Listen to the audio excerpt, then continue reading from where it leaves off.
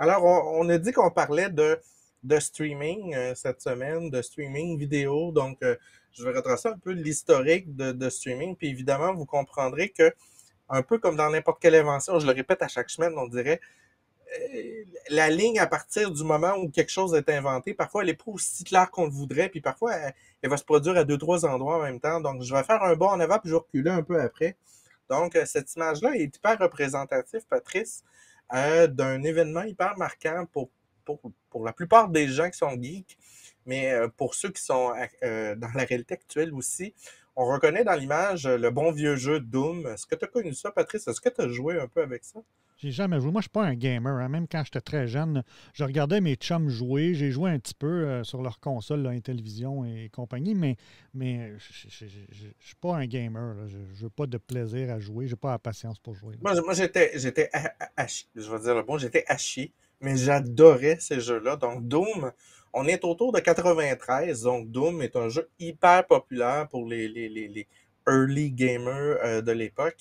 Et on a une école centrale de Paris, un collège, évidemment, avec un campus étudiant. Et le campus étudiant dans cette école-là est géré par les étudiants. Donc, absolument tous les aspects du campus.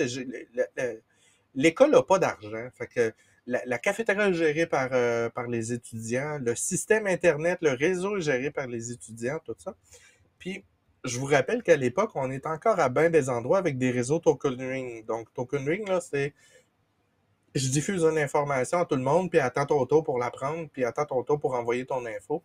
Donc, c'est pas hyper efficace comme réseau. C'est ce qu'il y a de mieux pour bien du monde.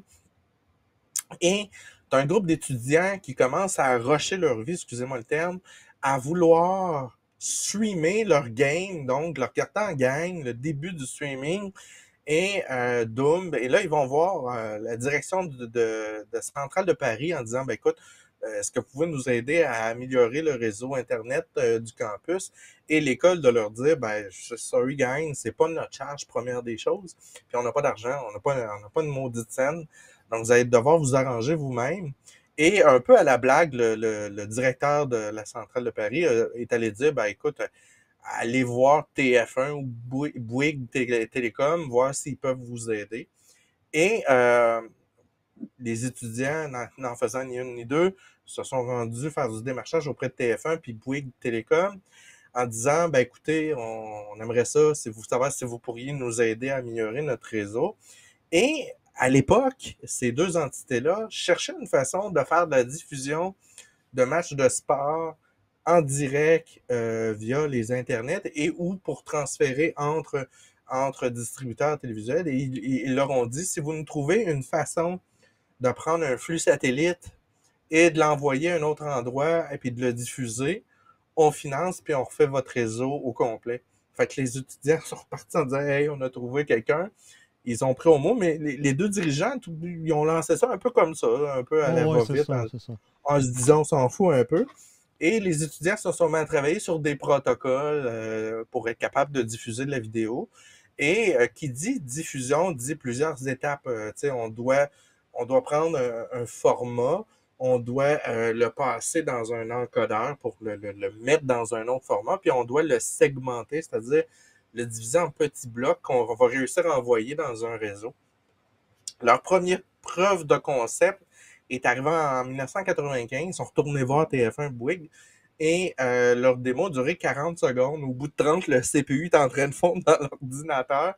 Mais ça a marché. Ils ont été capables de diffuser un flux HD en direct pendant 30 secondes. Puis je vous rappellerai qu'on est dans les Pentium 4 à l'époque, Pentium 5. Oh, ouais, c'est ça, ouais. Je pense qu'il y avait 256 cas de RAM. C'était quelque chose, c'était comme le max qu'il y avait à l'époque. Oh, ouais. Ils ont réussi à faire leur démo, ça a marché. Bouygues et TF1 ont financé, ils ont amélioré le réseau et les gamers étaient super heureux. Une petite équipe d'étudiants qui ont commencé à continuer à travailler sur l'idée de OK, ben moi j'aimerais diffuser telle chose, mais là je veux envoyer des vidéos que j'ai téléchargées sur Internet. Vous savez, on était à l'époque aussi des DCC Connect, le protocole de MIRC dans lequel on pouvait s'envoyer des fichiers. Oh oui. Donc, j'aimerais diffuser. Donc là, travailler sur des codecs MPEG, ainsi de suite, la VI, et VLC, vidéo LAN, pour la diffusion à l'interne dans le réseau local, était né et le projet est d'année en année augmenté jusqu'à ce jour. Tout le monde connaît le logiciel VLC qui prend en charge plus ou moins 500 codecs différents Oui, de oui. vidéos, prend en charge des MP3, des M3U, des listes de diffusion, permet d'enregistrer, d'encoder, de diffuser. Écoute, le FBI, la CIA se sert de VLC. À peu près toutes les grandes entreprises de diffusion ont VLC pour toutes sortes de raisons. C'est le logiciel le plus efficace de tous les temps concernant la vidéo. Drôle de coïncidence. Tu parles de Doom, mais la semaine passée, lorsque je diffusais, je crois que c'est soit Archive Geek ou 100% Geek, on parlait de l'ordinateur Next Computer qui a été conçu là, par Steve Jobs quand il avait quitté Apple. Et le premier jeu conçu sur un ordinateur Next, c'est quoi? Ça va C'est être Doom, non? Doom. Ah, wow! Doom a été Tout est conçu. dans. Ben, tout est dans tout, Patrice. Hein? Ben, c'est ça, c'est ça. Puis c'était drôle parce qu'il réinstallait OpenStep ou NextStep sur un ordinateur Next. Puis après ça, ils l'ont fait sur un Pentium 4. Puis il était capable de récupérer le jeu Doom d'origine puis d'essayer d'aller jouer dedans, là, qui était la première version officielle disponible là, sur le marché. Là. En passant, vous pouvez trouver la version Doom, la première version disponible sur Internet, sur un site web que vous pouvez jouer directement dans votre confort de navigateur. Elle existe toujours, super le fun, ça rappelle des super bons souvenirs. Fait que c'est là que je vais faire un petit pas arrière parce que je vous ai dit 93, première preuve de concept, 95. La naissance du streaming tel qu'on le connaît est arrivée en juin 1993 avec un des groupes qui s'appelait Severe Tire Damage, qui était un groupe citoyen qui travaillait chez Xerox. Et Xerox testait différents protocoles et un des protocoles de diffusion qui était en train de travailler, ils ont voulu le tester. Donc, ça a été le premier concert live qui a été diffusé de l'histoire. Je vous rappelle, on est en 93. L'iPhone était sorti en 2007. On était encore très loin, Patrice, des YouTube de ce monde et tout ça. Ben, Donc, l'Internet commençait à être déployé dans les résidences ouais, dans moi, les bâtiments. 93, j'étais en Ouais. secondaire 3, puis les ordinateurs, il y en avait juste à l'école, puis dans le sous-sol chez nous. Là. C'était à peu Puis on près tout. utilisait Là. surtout des modems pour des BBS Ouais, dans ce temps-là. Là, tu sais. ouais. On appelait au 514-599-2743. Oui, oui. Bref, 93, le premier concert. 95, ESPN cherche évidemment à diffuser son sport un peu partout et va diffuser le premier match des Seattle, les Mariners et les Yankees de New York en direct live. Donc, il est rediffusé un peu partout aux États-Unis de manière satellitaire avec les premiers codecs d'encryption puis de diffusion. Puis, décembre 96, on voit apparaître le premier protocole grand public, si on peut dire, qui est le RTMP, qui a été longtemps le indétrôné, qui est encore utilisé pour toutes sortes de choses, Oh, oui. plus autant qu'avant, parce que, bon, on va en parler plus tard, qui a été inventé par Macromedia Flash Player et qui a été racheté plus tard par Adobe, comme vous le savez. Ça avait plusieurs avantages, le RTMP, parce que RTMP, j'ai bien dit, Oui. parce que ça permet aussi de valider les droits de diffusion. Donc, on ne pouvait pas copier le contenu, ces choses-là, parce que c'était évidemment via un lecteur flash. Donc, ça permettait une vérification en temps réel des deux côtés. Puis, c'était assez révolutionnaire à l'époque. On peut le faire même avec Twitch. Là. Il y a un site Twitch Connect, je pense que ça Mhm. s'appelle, pour tester notre connexion. Donc, c'est un lien RTMP. Même chose pour YouTube. Là, quand on veut se connecter à notre compte, on peut utiliser Ouais, le- pour la diffusion live, c'est encore utilisé ouais, ouais. comme façon de fabriquer ton lien. Là. En 98, le RTSP est publié, qui est une variation du RTMP. Le RTSP est peu utilisé de nos jours, mais il est dans le domaine la surveillance par caméra en direct. Tu dois être un peu plus au courant que moi là-dedans. Ouais, ouais, ça me dit quelque Mais la chose. plupart des gens qui ont des systèmes de caméra de surveillance vont. C'est plus tant le cas parce que, comme je vous dis, les technologies de diffusion in the cloud sont en train d'évoluer. Mais ceux qui ont des systèmes personnels, qui n'ont pas de cloud, le protocole RTSP est encore hyper utilisé, surtout pour la diffusion de caméras de sécurité, ces choses-là, puis d'autres choses encore. Ensuite, le RTMP, qui veut dire Real-Time Messaging Protocol, était fabriqué de façon à pouvoir transmettre via un serveur HTTP ou un serveur NTP le contenu vidéo qui était segmenté et par contre devait passer par un client, le fameux Flash Player que tout le monde a eu et qu'on a réussi à se débarrasser, Patrice, en décembre 2020. Seulement, hein, c'est ça, ça a pris quand Seulement, même c'est tout ce fini. Là, ben, temps-là. OK. On s'entend que la plupart des gens avaient arrêté de l'utiliser, je vous dirais 2017, 2018, ces choses-là, c'est de Oh, ouais. plus en plus rare. Mais le goodbye définitif, là, il n'y en a plus nulle part, on ne l'utilise plus, c'est plus là, en décembre 2020. Donc, ça a été longtemps. Moi, je me rappelle dans mes débuts, le Shockwave Player, le Ouais. Adobe Flash Player, c'était partout. Puis tout ce qui avait un peu d'interactivité, qui était hot, passait par un lecteur flash. Tu allais sur la radio en ligne, tu avais un lecteur flash et tout ça était propriétaire. Et même à l'époque, j'avais appris à faire du flash. Aujourd'hui, j'ouvrirais le logiciel pour faire du flash et je ne saurais plus quoi faire. Ben non, c'est ça. Je me souviens, dans les années 2010, je travaillais avec, pas je travaillais, je réseautais avec des gens en informatique, puis il y avait une petite firme, une petite boîte de développement web qui travaillait juste sur Flash. Puis quand Steve Jobs avait annoncé que, regarde, il ne supporterait Il pas Flash lâchait. Ouais. oh, ouais, c'est ça. Que lui, il n'avait pas d'intérêt à mettre ça sur les iPhones, compte tenu que c'était un logiciel qui était bien trop gourmand en batterie, puis en processeur, puis que finalement, C'était peu sécuritaire à plein ouais, d'égards. c'est ça. Donc, là, je leur expliquais, regardez, là, j'étais vous autres, là, je commencerais déjà à regarder vers d'autres choses, plus du web, du HTML, puis du RSS, puis on n'est pas rendu au même niveau, mais ça va avancer, puis ça va nous permettre d'aller vers ces niveaux-là. Puis là, il m'a regardé, il me dit, t'es sûr? Ouais, ouais, regarde, ça là-dessus, je suis pas mal sûr, là, regarde, on va Ouais, passer attends à pas autre dernière chose. minute pour changer ton stock. Non, c'est ça, commence à former ton monde, commence à travailler sur des petits projets, là. Mais tu sais, il y avait des compagnies de développement Flash, là. C'est Oui, tout. c'était juste. Il Des y en avait plein, créateurs là. de Flash de partout, là. Ben oui, parce que c'était. Pour eux autres, là, ils achetaient le package, puis il y avait des fonctionnalités très, très puissantes, mais tu sais, à l'autre bout de la ligne, c'est parce que ça ne fonctionnait pas, là, le client. Le furteur, lui, il spinait, parce que ça prenait beaucoup de bandes Ah, c'est passantes. un Puis... furteur dans un furteur, c'est pas Oui, compliqué. c'est ça. Fait que Flash finit par être abandonné. Autour de 2001-2010, donc à l'époque où l'iPhone est apparu, on a le ABR qui arrive, qui est le Adaptative Bitrate, ou le ABS, le Adaptative Bitrate Streaming, qui permet d'envoyer, on va en voir un peu plus en détail, mais plusieurs profils de visionnement en même temps. Et avant cette création-là, on avait ce qu'on appelle du streaming progressif.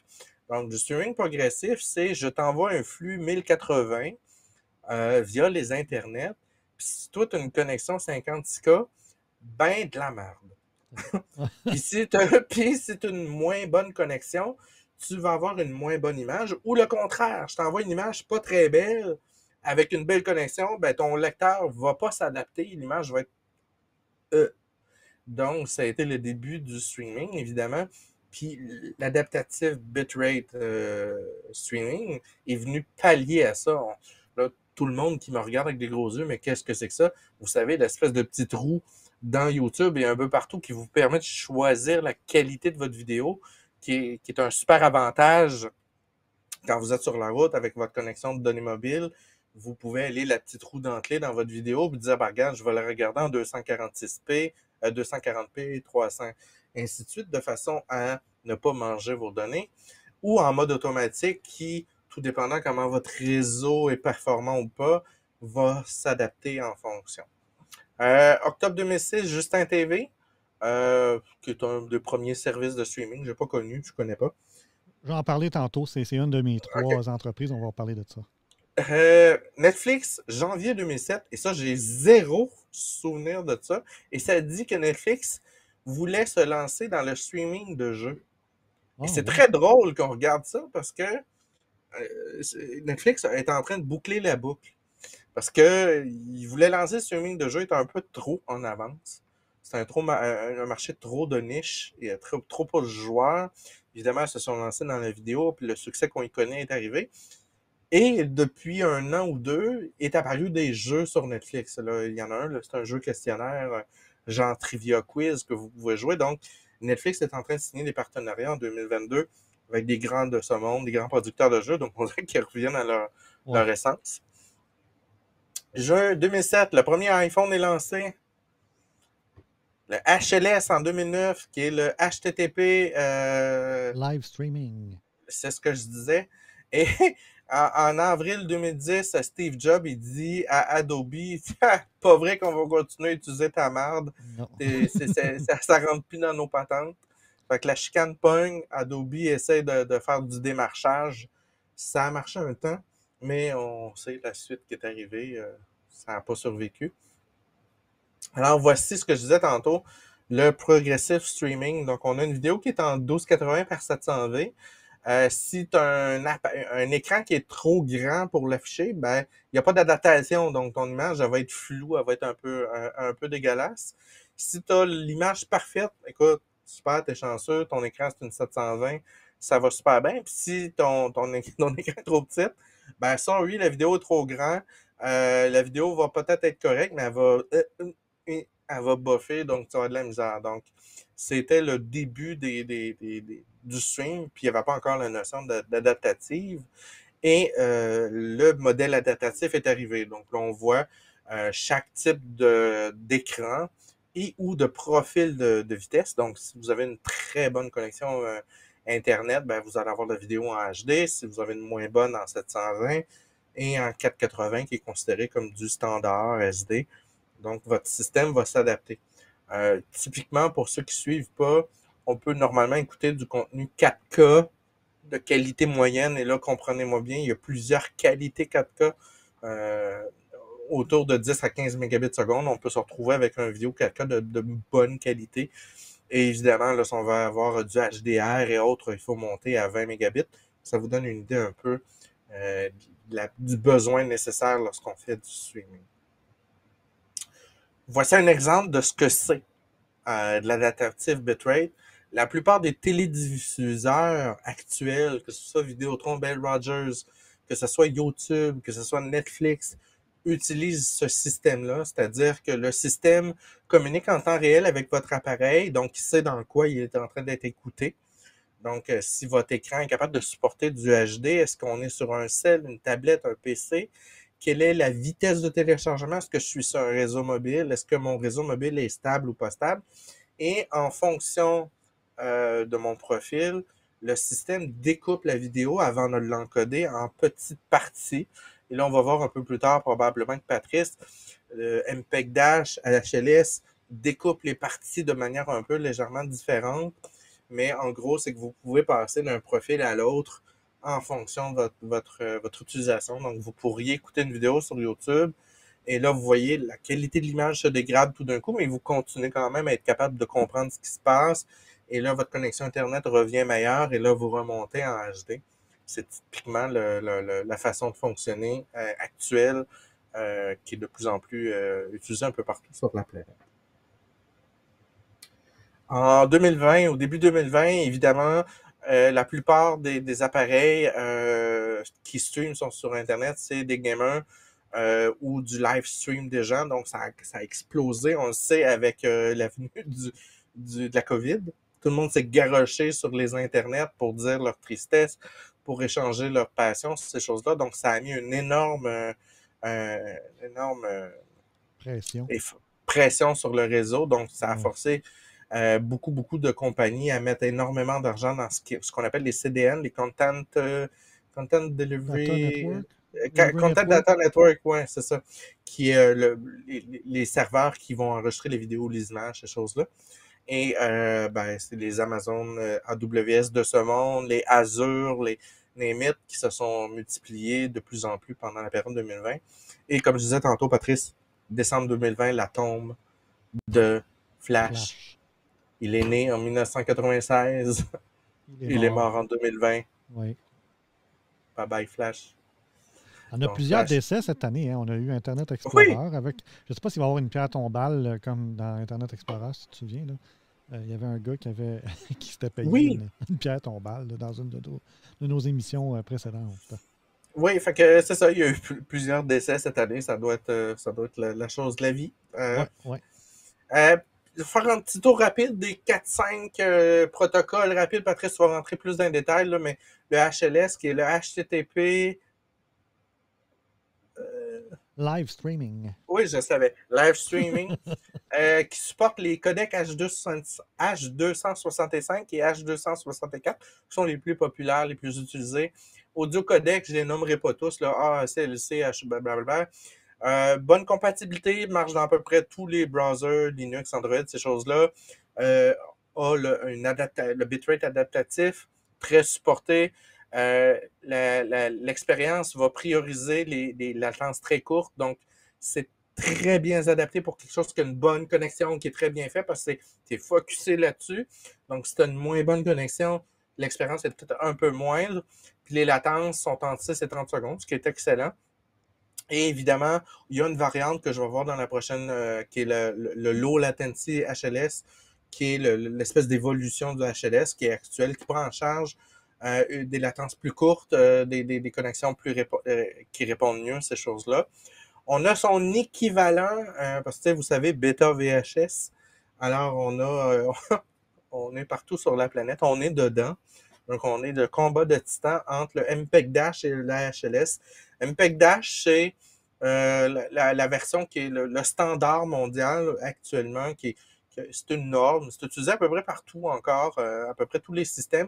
Contrairement à HLS, le HLS fonctionne essentiellement sur les produits, ben, pas essentiellement, mais je veux dire, dans les produits Apple TV, iPhone, ces choses-là, c'est que le HLS qui est fonctionnel, le MPEG Dash n'est pas pris en charge, tandis que sur Android, ben, on va avoir les MPEG Dash et ces choses-là. C'est vendu à peu près dans tous les équipements, donc c'est très wide. Latence à peu près semblable au HLS, là, 6 à 30 secondes. Et on a nouveau protocole évolutif qui est le MPEG Dash CENC, qui est l'équivalent du low latency du HLS, donc même chose, des latences plus courtes, ces choses-là. Donc, on pourrait résumer l'univers complet avec ces deux protocoles-là. On a 98,5% de tout ce qui se fait en streaming sur la planète va passer par ces deux protocoles-là. Et on a des protocoles qui sont en abandon, qui existent encore, mais qui sont moins utilisés que les HDS, qui est une évolution de RTMP, qui était par la défunte compagnie Adobe, ben, défunte est encore là, mais qui donnait des avantages un peu comme le MPEG Dash, mais supporte un peu moins de codec audio, un peu moins de vidéo. C'est d'ailleurs ce qui lui a nuit. Et ben, il est en train d'être abandonné de manière à peu près partout sur la planète. On a le WebRTC, qui est un protocole qui est de plus en plus utilisé actuellement, qui est un protocole qui est hyper utile, qui sert essentiellement à la vidéoconférence. Donc, les Zooms de ce monde, Teams et tout logiciel de vidéoconférence va utiliser un protocole qui est légèrement différent. Son adaptativité, elle est différente parce qu'elle va prioriser pas sur les mêmes besoins, la même façon de déclarer. Puis, on a des latences de 500 millisecondes, ce qui est wow pour un protocole de transfert vidéo, mais vous comprendrez que ces latences très courtes-là vont se faire au détriment de la qualité. Donc, on va aller très loin dans la dégradation vidéo, ce qui ne se produira pas nécessairement. Puis, on va prioriser la partie audio du flux. Donc, on va segmenter le flux de manière différente parce qu'on peut concevoir qu'on ne voit pas très bien ce que la personne dit, mais de ne pas l'entendre, c'est impardonnable. Donc, la façon de le transmettre est différente. Et ça, c'est l'avenir, Patrice. La réalité étendue appliquée à ça. Oui, la réalité étendue, c'est l'ensemble des réalités, c'est-à-dire la réalité virtuelle, quand vous mettez votre casque et vous êtes dans un autre monde complètement inventé, la réalité mixée, qui est une mixed reality, dans laquelle tu peux avoir des objets complètement de l'univers inventé et une vue de ton environnement. Et la réalité augmentée dans laquelle on le voit de plus en plus. D'ailleurs, Google vient de sortir pour New York la réalité augmentée, c'est-à-dire que vous prenez votre téléphone avec Google Maps, vous tournez votre téléphone, puis ça va te dire une flèche devant toi, il y a un restaurant à tel endroit. Donc, la réalité augmentée et évidemment la réalité physique. Actuellement, les grands de ce monde sont en train de travailler sur le futur protocole qui va devoir prendre en charge la 360, la vidéo 360, la réalité virtuelle, la réalité augmentée, le j'ai pas de casque de réalité, alors qu'est-ce que tu me diffuses? Et on va avoir de l'adaptation, mais à un autre niveau en fonction de l'équipement que tu vas avoir. Donc, on va pouvoir tourner de plus en plus de films en réalité virtuelle ou en réalité 360, puis être capable de créer des multiples profils en fonction de, ben moi, je l'écoute sur un cellulaire, donc voici la vision sur laquelle tu vas l'avoir. Moi, je l'écoute dans un casque, donc j'ai la possibilité de regarder à différents endroits. Donc, c'est là où ils sont en train de plancher pour les prochains protocoles. Puis, on s'entend que ces protocoles-là vont manger beaucoup de bandes passantes parce que diffuser, on s'entend, Patrice, diffuser une vidéo en 4K en 360 ne doit pas coûter le même prix qu'un 4K ordinaire. Non, non, ça c'est clair. Donc, ouais, ça prend un bon modem, un bon routeur.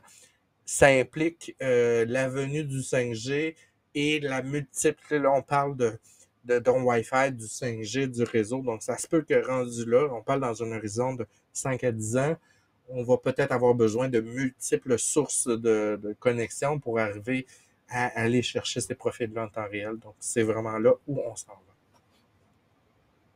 C'était pas C'était ça, mal Patrice. complet. Ben oui, ben oui. Il y a des sujets que je vais aborder aussi, là, parce qu'on a un certain overlap, mais vous allez voir, là, moi, je donne un autre angle à tout ça, puis ça va être intéressant de voir Toi, tu as qu'est-ce que ça toujours le petit implique. côté entreprise, expérience qui est Aussi, là. en plus, moi, c'est ça, j'essaie de mettre ça de pratico-pratique, mais d'un point de vue entreprise ou consommateur quand c'est le cas. Là. Donc, on va pouvoir parler de ça. Juste avant d'aller vers mon segment, juste vous dire que, bon, on a quand même 8 ou 9 personnes qui nous regardaient tantôt. Là. S'il y a des gens qui ne veulent pas voir la publicité, vous pouvez prendre un abonnement avec la chaîne pour pouvoir contribuer au contenu.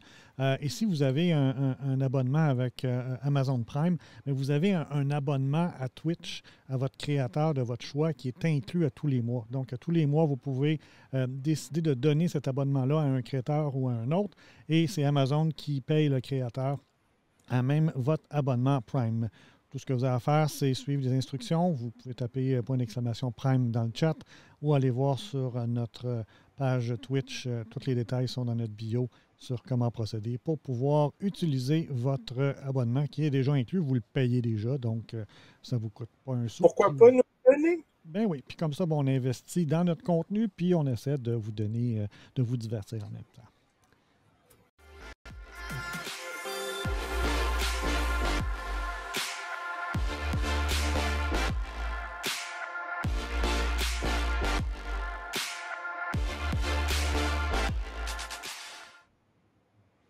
Et on a investi dans les transitions aujourd'hui. Oui, écoute, C'est le cool. gros luxe. Oh, oui, c'est ça. On a eu du fun à préparer ça. Donc, HTTP live streaming pour vous mettre un petit peu dans le bain du protocole. On va aller plus en détail. Donc, comme Patricia en parlait, c'était développé en 2009 par Apple et essentiellement, ça permet de décomposer le flux en une séquence de petits téléchargements ou de petits fichiers sur le protocole HTTP. Donc, qui était ça qui était l'avantage de cette approche-là et que le client, lui, pouvait avoir chacun des petits morceaux et pouvoir visualiser le contenu en petits paquets au lieu d'avoir un gros fichier avec l'ensemble de la vidéo ou du son qui était lié à ce document-là ou à ce flux-là. Et ce que ça implique, c'est que ce n'est pas un flux qui est nécessairement limité dans le temps. Il peut être à la limite illimité. Donc, la durée n'est pas déterminée par l'encodage. Elle est déterminée par celui qui pousse le contenu et qui, à un Tu moment mets donné, un point, Patrice, parce que une affaire que je n'ai pas parlé dans ma présentation, tu me permets, je te coupe, oui, oui. mais certains protocoles de transfert vidéo qu'il y avait à l'époque, le fichier déclaratoire de que contient la vidéo, de où sont les pistes sonores, ces choses-là, était à la fin du fichier. Ce qui fait que quelqu'un qui téléchargeait un torrent, ces choses-là, whatever, il n'y avait pas la capacité de voir avant d'avoir fini de télécharger, s'il n'est pas téléchargé, puis là, je vous pitch en arrière, là, pour ceux qui téléchargeaient des vidéos illégales, parfois, il arrivait qu'à la fin de ton téléchargement, au lieu d'avoir téléchargé Top Gun, tu te retrouvais avec une vidéo de fesses. Ce qui était assez fréquent. Parce que ça pointait ailleurs. Ouais, puis c'était pas ça la vidéo finalement. Le titre était Ouais. Top Gun, puis quand tu l'ouvrais, dans les nouveaux protocoles, il n'y a plus ce besoin-là de déclaration de départ du genre, faut atteindre la fin pour être capable d'avoir le contenu. C'est un gros avantage. Donc, le streaming en direct HTTP, c'est un moyen fiable et rentable de diffuser des vidéos continues et de longue durée sur Internet. C'était ça vraiment l'objectif. Puis c'était de permettre aux récepteurs, donc aux clients à l'autre bout, d'adapter le débit en fonction de ces conditions de réseau, comme Patricia a expliqué un peu plus tôt. Donc, vous avez le diagramme qui vous montre que d'un côté, il y a du son, il y a de la vidéo qui est enregistrée, qui est diffusée. On a la partie serveur qui, elle, va prendre ce flux-là, va l'encoder dans un format précis selon les formats qui sont disponibles pour après ça l'envoyer à un segmenteur, donc une pièce d'équipement qui va le briser en petits morceaux au fur et à mesure qu'il va recevoir l'information pour après ça l'envoyer dans le web sur un serveur qui, lui, va communiquer avec le client ou le client va communiquer avec ce serveur-là pour recevoir finalement le flux et pouvoir regarder, écouter le contenu de la vidéo ou de l'audio qui est associé à ça, parce que ça peut être de l'audio aussi, hein? Ça pourrait être Ouais. une radio aussi, c'est le même principe, là. Donc, comme disait Patricia, bon, le protocole permet aussi d'évaluer la condition du réseau puis d'ajuster en fonction de quelle est ma bande passante, quel est l'état finalement actuel de ma connexion. Au niveau de la liste de flux, ben, c'est un peu à ça que ça ressemble en termes de type de fichier qui est C'est notre fichier utilisé. déclaratoire. C'est ça. Donc, c'est une liste de flux qui est disponible, codée à différents débits binaires. Donc, on voit ici là, on a différentes séquences qui vont être à différentes résolutions ou différentes qualités. Et la beauté de ça, c'est que ça passe sur du HTTP. Donc, tu n'as pas besoin de gérer un pare-feu. Tu n'as pas besoin d'avoir un serveur de proxy qui pourrait créer Ça des va pas être problèmes. bloqué. C'est ça. Exact. Donc c'est ça qui est le gros avantage, contrairement au protocole sur UDP tel que RTP, où là, ben, souvent les firewalls bloquent certains ports puis ne te permettent pas d'utiliser facilement ces flux-là, là. Petit détail, j'attire votre attention. Les fichiers se terminent par TS. Fichier TS, c'est une façon qui a été mise de l'avant par les créateurs. Je ne sais pas si tu en parles, Patrice. Je ne Non. veux pas te vendre. Ça a été fait par le forum DVD, l'espèce d'association DVD mondiale des entreprises. Et c'était eux qui ont développé cette espèce de structure-là de comment présenter les fichiers vidéo. Et c'est d'ailleurs à l'origine de VLC et d'un paquet de projets derrière, de la prise en charge des fichiers TS. Et Apple, avec la HLS, a gardé cette structure-là en se disant, ben, gars, ça a toujours bien marché, on va pas changer ça. On va continuer d'utiliser. Ouais. Donc, dans Twitch, par exemple, ce que Patricia vous expliquait tantôt, c'est qu'on a cette adaptabilité-là. Donc, par défaut, on peut se mettre en mode automatique quand on a un flux. Et selon notre connexion, Twitch va nous rediriger vers un flux à plus basse résolution ou à plus haute résolution. Par défaut, il va tout le temps essayer d'aller au maximum qu'il peut en termes du flux qui est disponible. Mais si jamais vous êtes dans un contexte où ça fluctue énormément, moi, des fois, j'étais au chalet, puis la bande passante, là, c'était comme 3 mégabits, c'était tout petit. Ben, je me mettais en 160, puis au moins, même si je ne voyais pas bien, le son était bon. Puis j'étais capable au moins de suivre ce qui se passait sans nécessairement aller en 480 ou en 720. Puis là, ben, risquer qu'il y ait des coupures puis que ce ne soit pas agréable de regarder. Donc, des fois, il vaut mieux aller plus bas que plus haut pour avoir une certaine continuité dans notre flux de vidéo et d'audio. Donc, Twitch est basé sur cette technologie-là.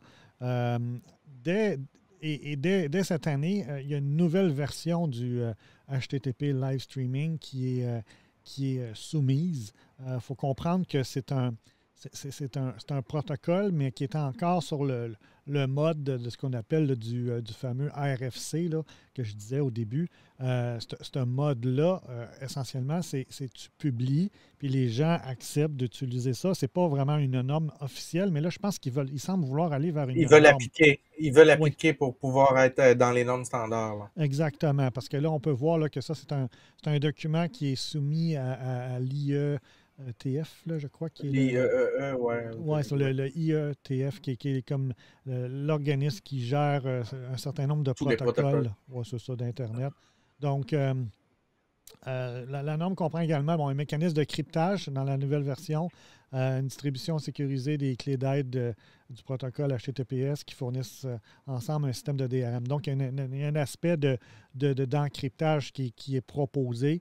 Puis, il y a même des versions ultérieures du protocole qui prévoient l'avance et le retour rapide, le mode tourbillon de l'intégration des sous-titres. Donc, tu sais qu'on voit qu'ils travaillent là-dessus là, pour essayer de mettre le plus de fonctionnalités possible pour que ça devienne un Ils ont de moins standard. en moins de choix parce que la plupart des créateurs de contenu exigent un DRM, qui Oui, veut dire le Digital Right Management, oui, oui, puis c'est rendu obligatoire.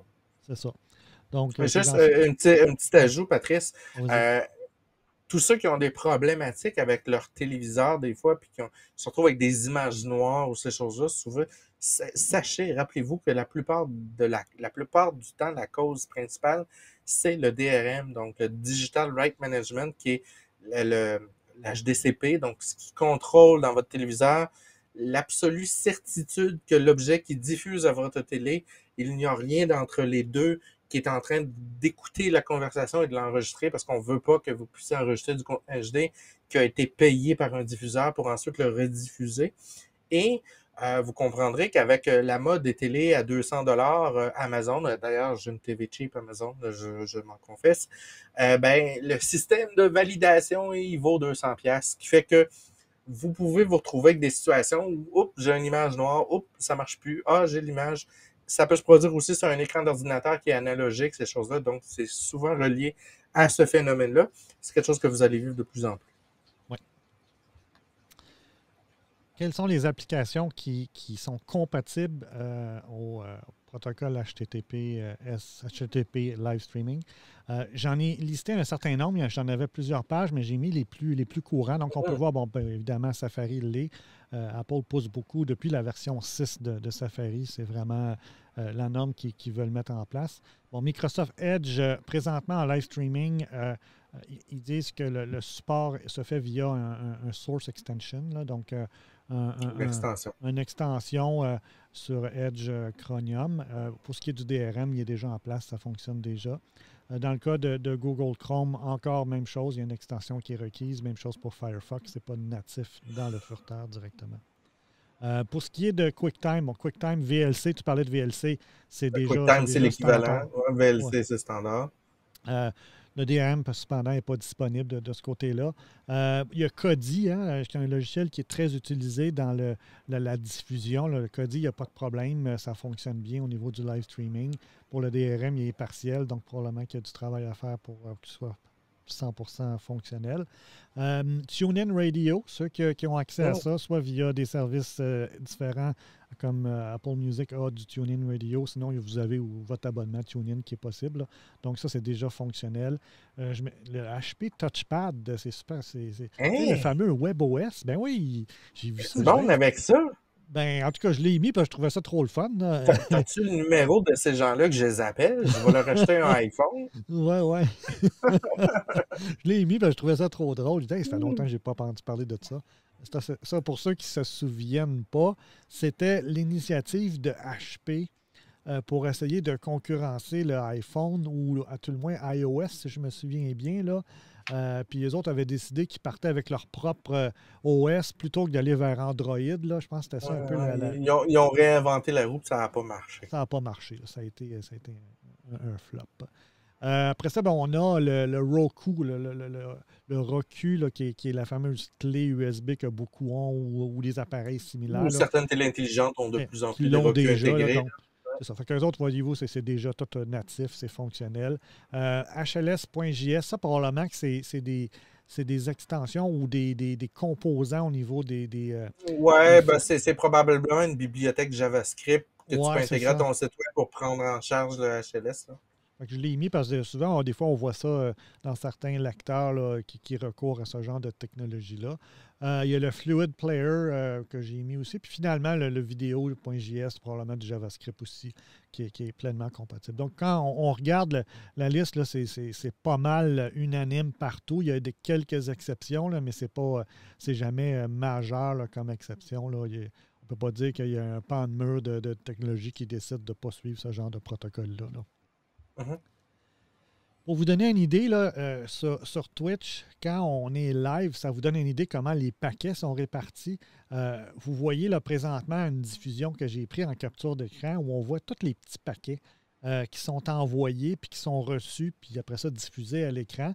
Puis quand on laisse ça rouler, là, je suis en mode développeur sur mon furteur web, là, on voit qu'il y a des lignes qui se rajoutent à toutes les quelques secondes, ce qui fait qu'il y a des petits paquets qui sont réenvoyés avec des bouts pour pouvoir continuer la C'est des diffusion. paquets Là. de 6 secondes HLS. C'est ça. Donc, on peut voir ici les tailles de transfert en moyenne. Là, je suis dans un stream de. J'ai pris un stream au hasard sur Twitch juste pour montrer l'exemple, pour nous donner une idée à quoi ça ressemble et qu'est-ce que ça fait de ce côté-là. Mais tu sais, on peut voir les durées là, en millisecondes. Là, ça varie selon la grosseur des paquets. Là. Donc, c'est pas nécessairement des paquets qui sont égaux en termes de durée. Oui, ils tendent à avoir une certaine durée, mais des fois, l'encodage est plus long, des fois, il est un petit peu plus court. Là. Donc, c'est à ça que ça ressemble dans le back-end quand Ça rend le piratage plus compliqué aussi. aussi, ben Parce oui, que ben oui. quand tu as des petits paquets comme ça, tu peux pas tous les capturer et les remettre bout à bout. Ton Non, parce qu'il logiciel s'efface le à un moment fait. donné. Hein. Exact. Je pense que le protocole fait qu'ils ne s'accumulent pas nécessairement. Bon, ils sont en cache, c'est sûr, mais à un moment donné, ils partent, puis tu peux plus. Puis il faut que tu aies vraiment. Tu sais, la séquence des noms à gauche, là, elle n'est pas numérique. Là. Fait que Non, tu peux pas juste être le premier, le deuxième, il n'y a pas ça, là. non, non, non, c'est ça. Il y a des clés. Là, fait que faut que tu aies la capacité de détecter la clé et l'ordre après ça pour pouvoir les agencer un après l'autre. Puis j'ai dit, Patrice, ça rend ça plus compliqué, pas C'est impossible. pas impossible. Ça, on s'entend. Il n'y a pas grand-chose qui est impossible en informatique. Là. C'est surprenant des fois. Pour vous donner une idée, là, dans les dernières années, mais moi, je me souviens avoir vu des présentations de HLS à San Francisco dans les années 2012, 2000, même 2011, je pense. Donc, Apple pousse beaucoup avec les développeurs. Puis on peut voir dans les dernières années, là, ils ont beaucoup de contenu disponible pour aider les développeurs à intégrer la technologie, à bien l'utiliser.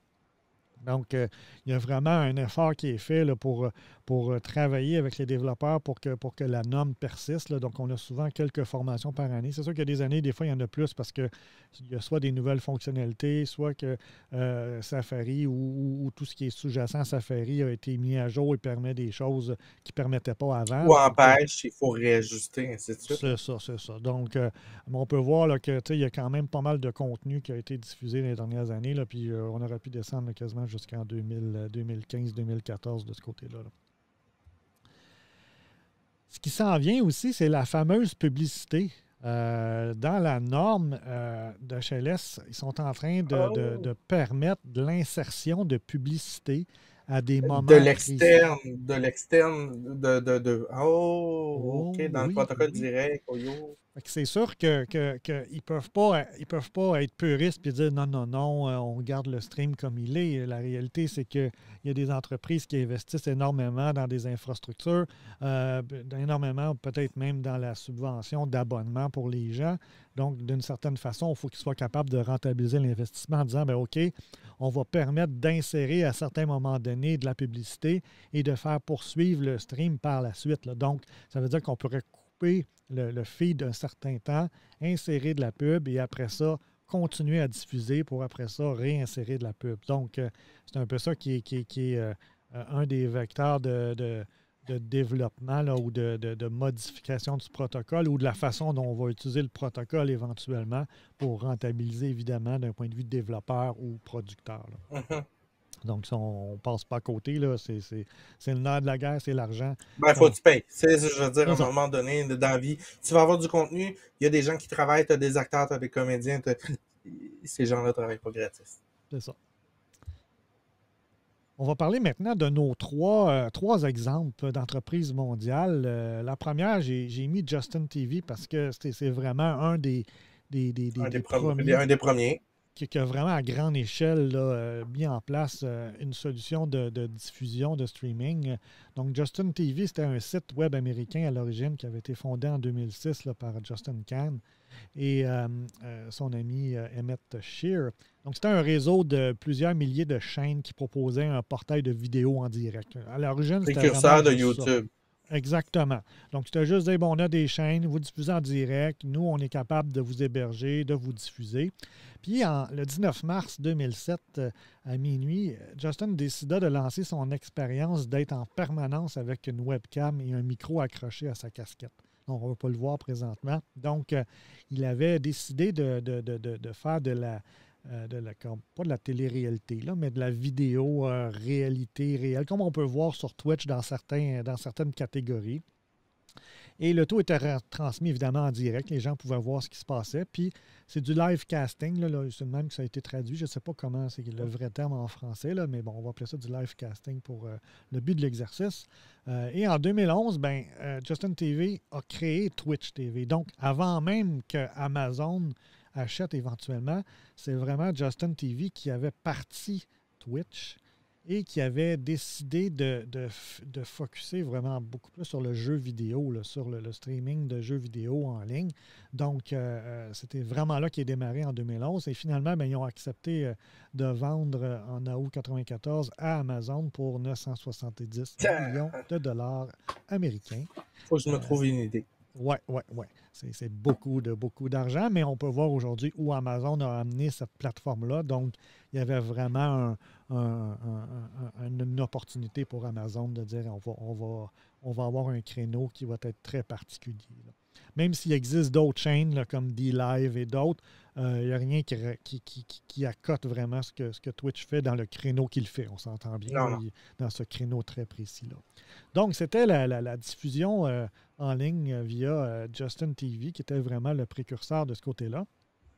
La deuxième entreprise de laquelle je veux vous parler, c'est une entreprise qu'on n'a pas vraiment connue. Moi, je l'ai connue parce que, bon, quand j'allais dans les conférences, on en parlait, là, mais c'est la compagnie qui s'appelait MLB Advanced Media, MLBAM. Et MLBAM, c'était une compagnie qui avait été créée, une société qui avait été créée par les 30 équipes de baseball de la MLB et était basée à New York. Et le but premier de cette compagnie-là, c'était on va gérer les sites web de tous les clubs.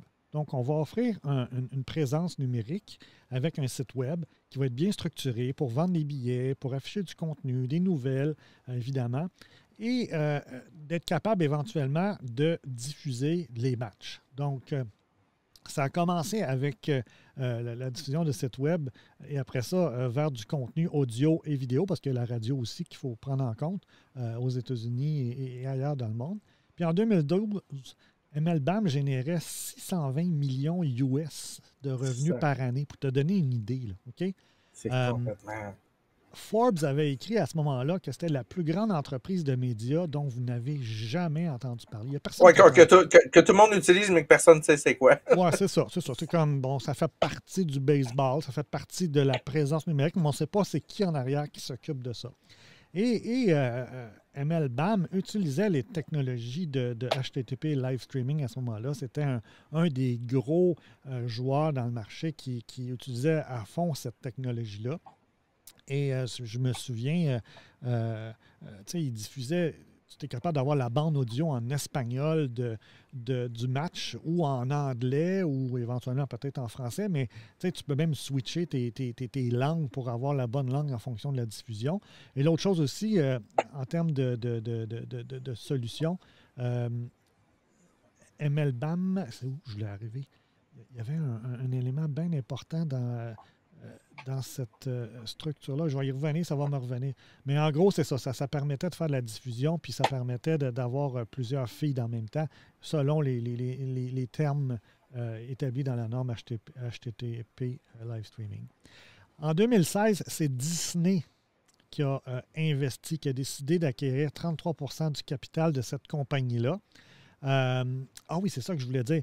Au-delà du baseball, la Ligue nationale de hockey aussi a signé une entente pour être diffusée via cette plateforme-là. Même chose, il y avait aussi, je pense, du golf qui était là-dessus. Donc, tous les sports où il y avait de la diffusion en direct, il y avait un intérêt à aller Go, vers vous cette. avez de l'expérience, vous avez tout ce qu'il faut, C'est go. ça, fait qu'on on va aller dans ce sens-là de ce côté-là. Donc, Disney a décidé d'acheter et ça a coûté 1 milliard pour 33 à ce moment-là en termes de coût d'acquisition, avec une option d'acquérir là, une participation majoritaire éventuellement.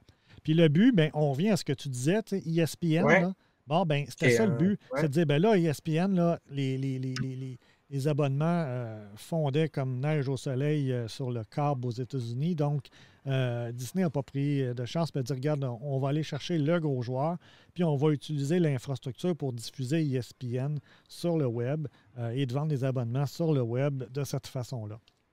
Il y avait aussi un but de diffuser aussi le sport universitaire parce que ESPN a une chaîne qui s'appelle ESPN U pour University. Donc, ils diffusent 24/7 des matchs de basketball, de football, de tous les sports, de hockey sur gazon, donc d'athlétisme et compagnie. Donc, c'était aussi pour cette infrastructure-là. Donc, 2017, Disney décide d'acheter 42 de plus pour devenir majoritaire et ça va être un deal de 1,58 milliard de dollars américains supplémentaires. Donc, on est déjà rendu à 75%. 2,6, quasiment 2,6 milliards que le baseball, que les propriétaires ont été chercher en redevance, là, parce que ça leur appartenait. Ils étaient tous propriétaires à 1/30 chacun de l'entreprise. Et en 2019, évidemment, bon, Disney a décidé de le renommer pour BAMTech et pour renomme BAMTech pour Disney Streaming Services. Et évidemment, ben, Disney Plus probablement utilise la même Ouais, infrastructure. ben, On on ne se s'entend, cachera là, ils pas. n'ont pas réinventé la roue pour eux Ah. autres. Là. Une anecdote, en 2014, j'avais rencontré des développeurs de MLB. MLBAM. Et ce qu'il nous disait, c'est que à ce moment-là, on était dans la période où Android faisait une forte progression. Les iPhones aussi se vendaient beaucoup. Il nous expliquait qu'eux développaient une application pour permettre aux supporters, aux partisans, d'avoir accès à de l'information ou de voir le match en ligne s'ils voulaient voir le match en ligne ou l'écouter via la radio à travers leur service. Et il expliquait que pour la partie Android, il y avait plus de 1000 versions à tester quand ils faisaient une mise à jour à cause de la fragmentation des versions d'Android à travers les différents fournisseurs, appareils aux États-Unis, en Europe, un peu partout dans le monde. Et du côté d'iOS, ça tournait plus aux alentours de 20, peut-être 30, mais pas bien plus en termes de versions d'appareils et de versions d'OS. Pour se rendre compte que 80 du trafic environ là, était du côté d'iOS, puis 20 du trafic était du côté d'Android. Fait que là, ils se disaient, nous, on investit 80 pour 20 du. C'est beaucoup d'énergie pour peu. Pour peu. Puis il était comme un petit peu désespéré en se disant, hey, c'est beaucoup de travail pour nous pour juste une petite portion de la tarte. Là, fait que, Anecdote drôle, Patrice. À peu près 100% des produits Google sortent d'abord dans le App Store iOS avant de sortir sur Android. ah oui. Ouais. Les Google Maps de ce monde et toutes les nouveautés que vous pouvez imaginer de Google sont d'abord portées iOS avant Android.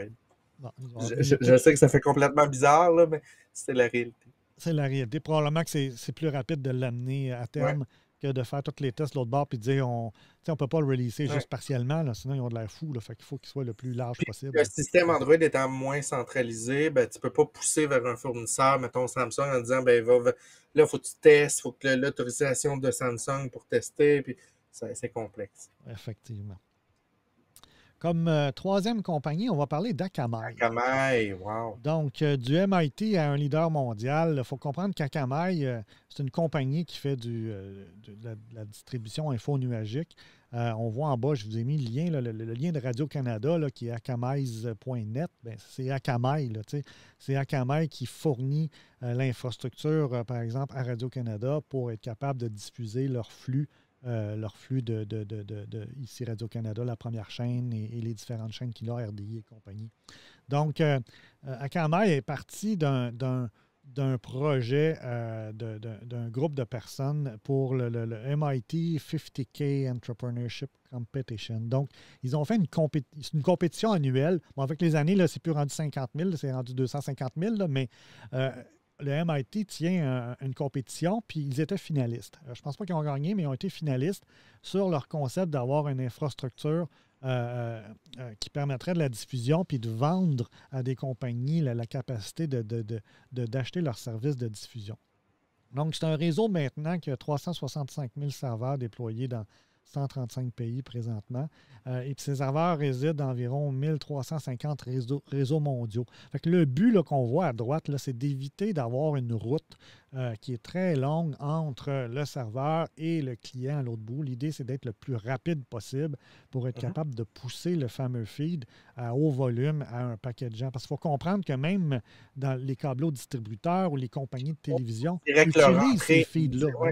Oui, ils ont direct leur entrée Google, Akamai, direct dans PIP. C'est ça. Donc, c'était un peu ça l'architecture. Bon, ils n'offrent pas juste ce service-là, mais c'est comme ça qu'ils se sont fait beaucoup connaître. Et d'être capable de gérer, évidemment, s'il y a de la congestion, s'il y a des points chauds, d'être capable d'optimiser l'infrastructure pour être capable de livrer le plus rapidement possible le paquet à l'autre bout au client qui a besoin de voir ce paquet-là. Donc, chaque serveur Akamai est équipé d'un logiciel propriétaire qui utilise des algorithmes complexes pour traiter les demandes des utilisateurs parce qu'évidemment, autant le diffuseur, lui, va pousser le contenu peut-être avec des demandes particulières, autant à l'autre bout, celui qui le reçoit peut-être avec juste le fait de dire, regarde, on va downsizer le flux parce que la bande passante... Avoir les sous-titres. Avoir les sous-titres, avoir du contenu dans différentes langues selon que je choisis différents audios. Donc, c'est le genre de choses qu'on peut permettre à ces clients-là d'avoir accès en temps réel sur un flux M3U8. Donc, c'était la conclusion de ma partie sur les 3 grandes compagnies de classe mondiale. Je ne m'attendais pas à ces compagnies-là, Patrice. C'était comme, Akamai, ben oui, je connais ça. Ben oui, c'est ça. Puis c'est très, très niché, là, on s'entend. Là, c'est des solutions très nichées, mais on va parler de Disney+, on va parler des matchs de baseball. Ben, c'est le service d'Akamai avec probablement le service de MLBAM qui est utilisé de ce côté-là. Même chose pour Twitch. Twitch utilise quand même l'infrastructure d'Amazon, là, évidemment. Oui, la AWS. C'est ça. Mais ceci étant dit, au-delà de ça, ils utilisent quand même les protocoles qui sont HLS et qui sont répandus au lieu d'avoir leur propre protocole particulier puis de réinventer la roue de ce côté-là. Là.